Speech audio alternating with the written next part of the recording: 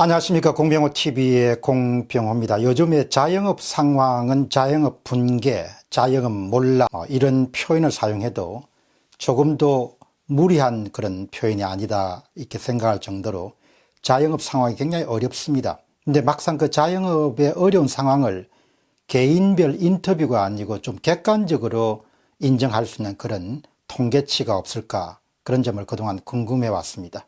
마침내 그런 통계를 발견해냈기 때문에 여러분과 함께 공유하도록 하겠습니다. 자영업 경영난 얼마나 심각한가.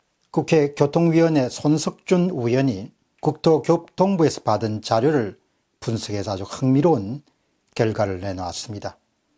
최근의 밑바닥 경기를 아주 정확하게 표현할 수 있는 그런 지표입니다. 2층 이하의 연면적 330제곱미터 이하인 소규모 상가의 경우에는 공실률이 2017년 1분기에 3.9%, 2018년 1분기에 4.7%, 마침내 2019년 2분기에 5.5%까지 증가했습니다.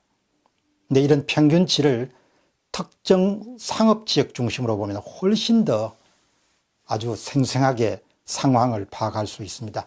서울 강남지역 주요 상권이자 고액 임대료로 유명한 신사역 주변을 한번 보시죠. 2017년 1분기에 공실률이 0%였습니다. 2018년 1분기에 16.5%로 증가합니다. 대단하죠. 그 다음에 2019년 1분기에는 18.2%까지 올랐습니다. 그러니까 문재인 정부 들어서 바닥 경기가 어느 정도 심각한가를 나타내는 아주 중요한 지표가 신사역 주변의 소규모 상가의 공실률 통계입니다. 0%에서 1년 만에 16.5%, 그 다음에 또 1년 만에 18.2%까지 증가했습니다. 서울 최대 유동인구를 자랑하는 사당역 주변은 이보다 더 심각합니다. 2017년도 1분기에 3.2%에 불과했습니다. 그러다가 2019년 1분기에는 9%로 2년 만에 3배 가까이 올랐습니다. 이렇게 바닥 경기가 죽었다는 이야기. 큰일 났습니다. 서울만 그런 것이 아니고 서울 인근의 수도권 지역도 한번 보시죠. 경기 고양시청 주변은 비교적 공실률이 거의 없었던 곳입니다. 2017년도 1분기에 공실 자체가 없었지만 2019년 1분기에 20.2%까지 공실률이 가파르게 올랐습니다. 그러니까 서울은 물론이고 비교적 경기가 좀 낮다고 하는 서울 인근의 그런 신도시들 뿐만 아니고 전국적인 현상으로서 거의 자영업이 붕괴되고 있다, 이렇게 표현할 수가 있습니다. 공식 통계는 그 어떤 통계 자료보다도 공실률 통계는 밑바닥 경기를 생생하게 정언해 줄 수 있는 그런 통계이기 때문에 우리가 눈여겨봐야 될 겁니다. 그러면 의미가 어떤 의미가 있냐? 자영업 침체, 내수 경기 침체가 생각보다 훨씬 더 심각하게 진행되고 있다. 다시 이야기하면 자영업체의 매출과 이익이 급락하고 있다, 그렇게 볼 수 있습니다. 폐업을 한다는 이야기는 자영업자로서는 마지막으로 그런 수단입니다. 폐업은 그만큼 상황이 어렵다는 이야기입니다. 자, 그러면 이제 그 원인이 뭐냐? 아마도 성장률 저하 때문에 대부분 소비자들의 소득이 줄어드는 것, 지갑이 얇아진 부분이 가장 첫 번째 요인일 것이고, 다음으로는 소비자들이 미래를 어둡게 보는 것이, 그러니까 보수적으로 소비를 하는 겁니다. 미래를 어둡게 보기 때문에 지갑을 닫는 것. 그 다음에 이제 최저임금 급등으로 인한 인건비 부담, 그 다음에 주 52시간 근무제 실시로 인한 유동인구의 감소. 아직은 주 52시간 제도가 전체 산업 영역에 확대되지 않았기 때문에 아직 그 효과는 경미합니다만은 이것이 전 업종에 다 이제 적용되게 되면 굉장히 심각한 상황이 벌어지겠죠. 이 가운데서도 가장 큰 요인이 뭐냐? 이렇게 이야기하면 두 가지겠죠.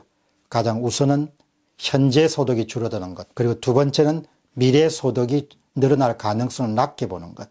결국 모든 것이 지갑에 의존할 수밖에 없습니다. 자, 그럼 이제 그것을 전망을 한번 해보죠. 이렇게 되면 이제 부실 채권 발생 가능성이 증가하기 때문에 금융권에도 이제 부담을 주게 될 것이고, 그 다음에 이제 가게를 하다가 가게를 닫게 되면은 이제 계층이 하락할 가능성이 높겠죠. 이런 자료를 보면은 결국은 지금 꾸준하게 한국에 중산층 비중이 줄어드는 것도 충분히 설명이 가능한 거죠. 그 다음에 이제 임대소득이 줄어드니까 빌딩 소유주한테도 이제 부담이 될 거고, 어쩌면 한국 경제가 깊은 침체, 디프레이션이라고 부를 수 있는 그런 것으로 상당 부분 진행해 가고 있다는 것을 느낄 수 있는 부분. 또 이렇게 자영업의 문을 닫게 되면은 실업급여에 의존해서 생계를 유지해야 되는 사람들 숫자가 부쩍 요즘에 늘어나지 않습니까? 그런 부분들도 자영업 붕괴하고도 함께 설명이 가능한 것이죠. 그래서 경제를 살리기 위한 아주 전통적인 방법, 경험치나 이론치로서 이미 입증된 방법인 사업 환경을 개선한 일, 제도 개선이겠죠.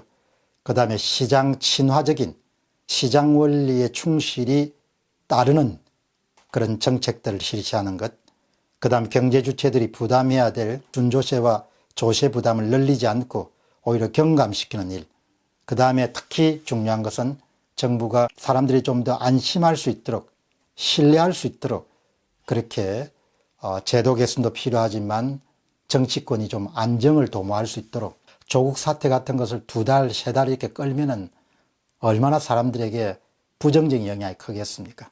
신뢰할 수 있는 정부, 신뢰할 수 있는 대통령, 신뢰할 수 있는 여건, 이런 게 참 중요하죠. 왜 야당은 다루지 않느냐, 방송에서.